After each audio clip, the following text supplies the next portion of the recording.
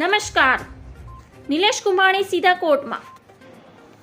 કોંગ્રેસ નિલેશ કુંભાણી સામે મોરચો માંડશે. લોકસભાની ચૂંટણીમાં લડ્યા વગર જ એક બેઠક ગુમાવનાર કોંગ્રેસ હવે સુરતના ઝટકા બાદ લડી લેવાના મૂડમાં છે. કોંગ્રેસમાંથી સસ્પેન્ડ કરાયેલા નિલેશ કુંભાણી સામે કોંગ્રેસ કાર્યવાહી કરશે. ડોક્ટર અભિષેક મનુ સિંઘવી મોરચાનું નેતૃત્વ કરશે. સસ્પેન્ડેડ ઉમેદવાર સામે ફોજદારી કાર્યવાહીની તજવીજ હાથ ધરાઈ છે. કુંભાણી સામે એફઆઈઆર દાખલ કરવા સીપી પાસે માંગ કરાશે.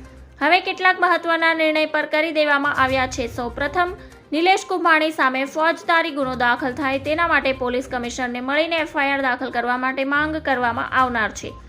નિલેશ કુંભાણીએ જે કર્યું તેને લઈને તેને પાઠ ભણાવવાનો નિર્ણય કોંગ્રેસે કર્યો છે.